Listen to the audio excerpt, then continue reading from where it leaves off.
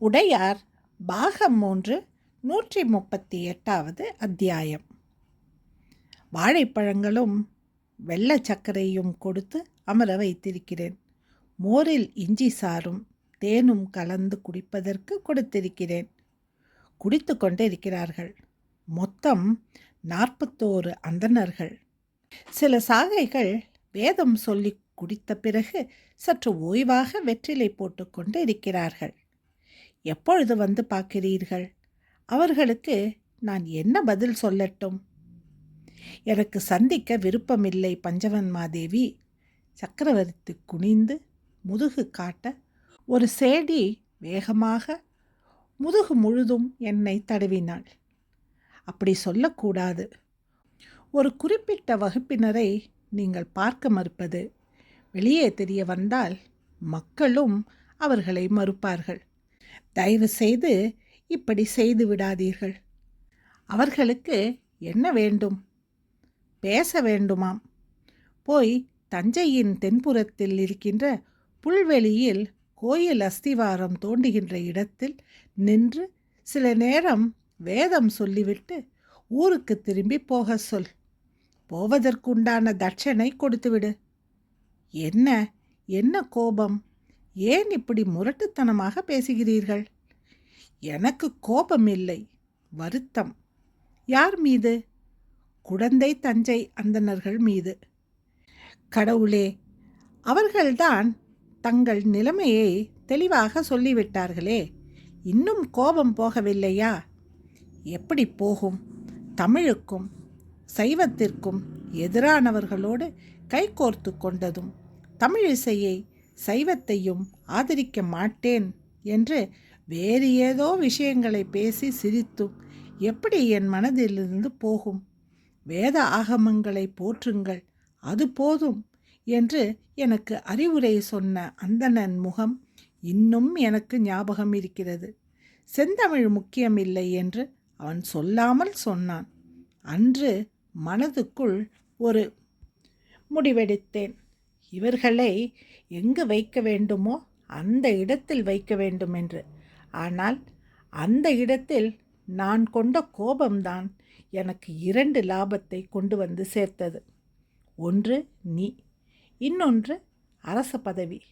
நான் அன்று அவர்களோடு முரண்பட்டு வாக்குவாதம் செய்து எனக்கு தேவாரம் திருவாசகங்கள் வேண்டுமென்று பிடிவாதம் பிடிக்காமல் இருந்திருப்பேனே. ஆனால் இந்த அரசும் கிடைத்திருக்காது, நீயும் கிடைத்திருக்க மாட்டாய்.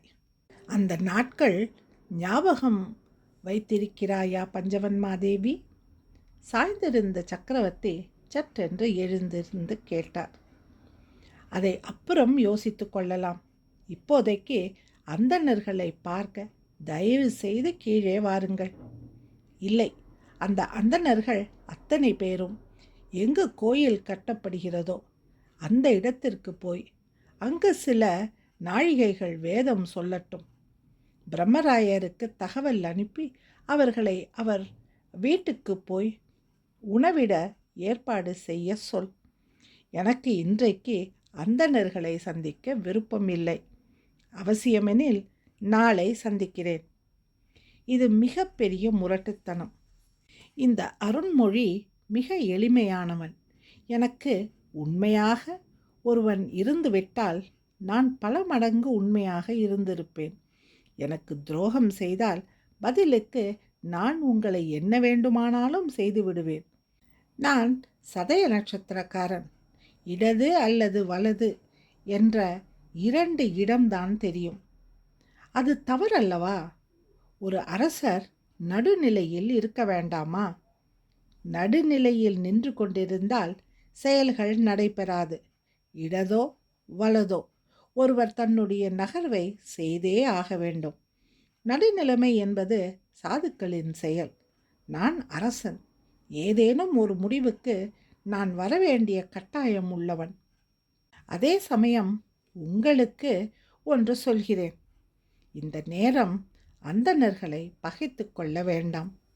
மிகப்பெரிய பணி ஒன்று கையில் இருக்கும்போது எவரையும் தூஷணையாக பேசிவிட வேண்டாம்.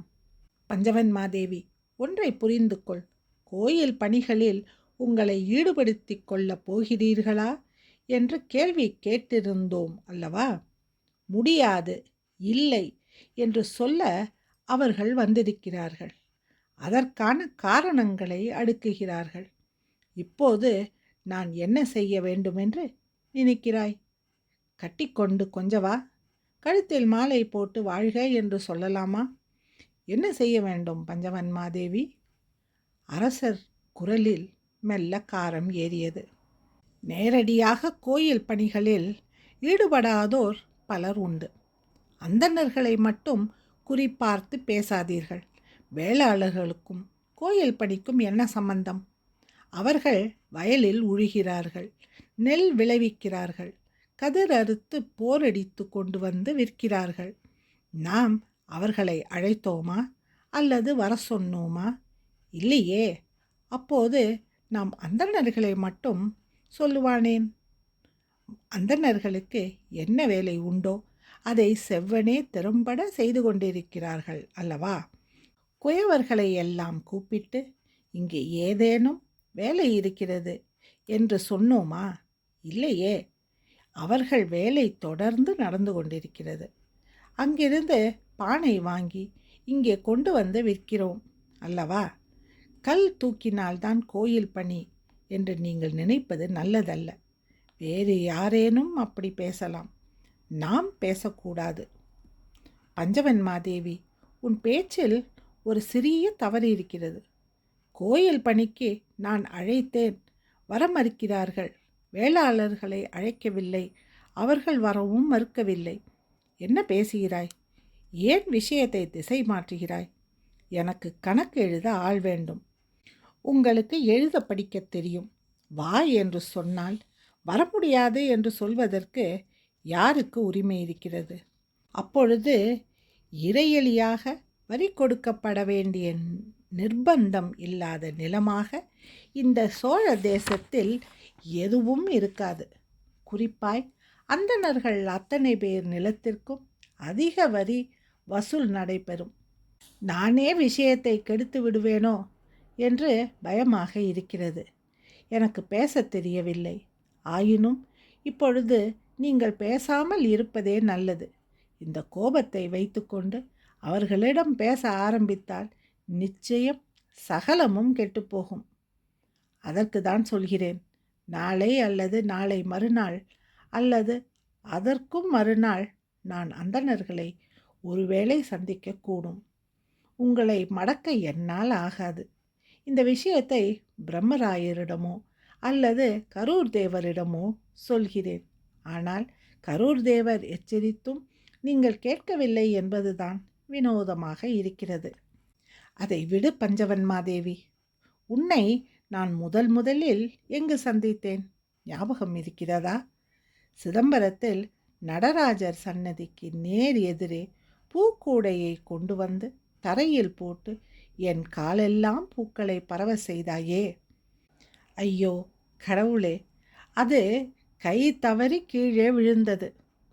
தரையில் கொட்டிய பூக்களை வாரி எடுத்து மேல் துணியில் இட்டு முடி சாக்கி எதுவும் சொல்லாமல் நடந்து போனாயே, அதுவும் ஞாபகம் இருக்கிறது. நான் யார் என்று உனக்கு தெரியாது, நீ யார் என்று எனக்கு தெரியாது. மறுநாள் காலையில் அதே பூக்கூடையுடன் நீ அதே சன்னதியில் வந்து நின்றதும் நான் தூணுக்கு பக்கம் நகர்ந்து கொண்டேன்.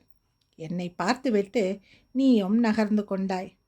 கால் நாழிகை நானும் நகரவில்லை, நீயும் நகரவில்லை. நீ போக வேண்டும் என்று நான் நிற்க, நான் உள்ளே போக வேண்டும் என்று நீ நிற்க, 2 பேரும் வெவ்வேறு தூணுக்கருகே நின்று கொண்டிருந்தோம். 2 பேரும் கால் எடுத்து வைத்து போகலாமே என்று ஒரு சேர ஒரே குரலில் சொன்னோம். வேறு எங்கேனும் வேறு எவரிடத்தேனும் இப்படி ஒரு நிகழ்ச்சி நடைபெறுமா? அன்று திருவாதிரை நட்சத்திரம், சிவபெருமானுடைய நட்சத்திரம் அது. அங்கே ஆட்டப்பாட்டங்கள் நடந்து கொண்டிருக்க நீ கருவறைக்கு அருகே நின்று தோடுடைய செவியோன் பாடினாய். அந்த பாட்டை நான் அப்பொழுதுதான் முதலில் கேட்டேன். மிக மிக அழகாக இருந்தது. இந்த பாடலை எழுதி கொடுக்க வேண்டுமென்று உன்னை கேட்பதற்கு வாய் திறந்தபோது சட்டென்று ஒரு ஓலை சறுக்கை நீட்டினாய். என்ன என்று பார்த்தால் அந்த பாடல். எப்படி உனக்கு தெரியும் என்று வியப்போடு நான் விழிகள் விரிக்க, இந்த பாடல் பாடின இடங்களிலெல்லாம் இதை பிரதி எடுத்து கொள்ள வேண்டும் என்று பலர் கேட்கிறார்கள். எனவே ஒவ்வொரு நாளும் 3 பிரதி எடுத்து இப்பாடல் பாடி எவரேனும் கேட்டால் அவர்களுக்கு கொடுப்பது என் வழக்கம் என்று சொன்னாய். என்ன குரல், என்ன பாரம், என்ன அருமையான சிவதொண்டு. என்ன வயது அப்போது உனக்கு? 18. ஒரு பதிகம் எழுதி கையில் வைத்துக்கொண்டு அதை கோயிலில் பாடி யாரேனும் வியந்தால் சட்டென்று அப்பதிகத்தை கையில் கொடுத்து படித்து கொள்ளுங்கள் என்று நீட்டுகிற இந்த பாங்கு, இந்த புத்தி எப்படி வந்தது ஒரு பெண்ணுக்கு என்று ஆச்சரியப்பட்டு போனேன். வயது கொடுத்த இருமாப்போ கர்வமோ எதுவும் இல்லை. நீ மெல்ல அழகாய் வெளியே போய் கொண்டிருந்தாய். அப்பொழுதுதான் நீ யார் என்று விசாரித்தேன். பழுவேட்டரையருடைய தேசத்திலிருந்து வருகிறார். சிதம்பரத்தின் தலைக்கோழியாக இருக்கிறார். மிக சிறந்த தலைக்கோழிகள் எல்லாம் சிதம்பரத்தில்தான் இருக்க வேண்டும் என்று உத்தம சோழர் கட்டளையிட்டதால் இங்கு வந்திருக்கிறாய் என்று எனக்கு சொல்லப்பட்டது. ஆனாலும் உன் முகத்தில் ஒரு கவலை இருக்கிறது என்பதனை நான் புரிந்து கொண்டேன். உன்னை பார்க்க உன் வீட்டிற்கு வந்தேன். முதலில் உன்னை பார்க்க உன் வீட்டிற்கு வந்தது ஞாபகம் இருக்கிறதா பஞ்சவன்மாதேவி? பஞ்சவன்மாதேவி மெல்ல சிரித்தாள். சக்கரவர்த்திக்கு அருகே நெருங்கி அமர்ந்து கொண்டாள். அவர் தோளில் முகம் சாய்த்தாள். அவர் நெஞ்சு தடவி விட்டாள். நிமிர்ந்து கன்னத்தில் முத்தமிட்டாள். என்னை கிரங்கடிக்க வேண்டுமென்று இன்று சபதம் செய்து விட்டீர்களா? அந்தணர்களை வெறுக்கின்ற கையோடு இந்த அடிமையை கொண்டாட வேண்டுமென்று ஒரு ஆசையா? போதும், அடிமை என்றெல்லாம் பேச வேண்டாம். உன்னை உன் வீட்டில் சந்தித்த நான் என் வாழ்வின் திருப்புமுனை. சக்கரவர்த்தியின் கை மெல்ல அவள் இடுப்பை சுற்றி வளைத்து இறுக்கிக் கொண்டது. அவர்கள் அசைவுற்று அமர்ந்திருந்தார்கள். காதலின் மிடுக்கோ காமத்தின் ஆரவாரமோ அல்லது எந்த தூண்டலின் வேகமும் இல்லாது மிகுந்த பிரேமை மட்டும் வழிந்தொழிய, அந்த பிரேமையை சின்ன சின்ன தொடல்களின் மூலம் வெளிப்படுத்துகின்ற சுகம்தான் அவர்களிடையே இருந்தது. 138வது அத்தியாயம் முடிவடைந்தது.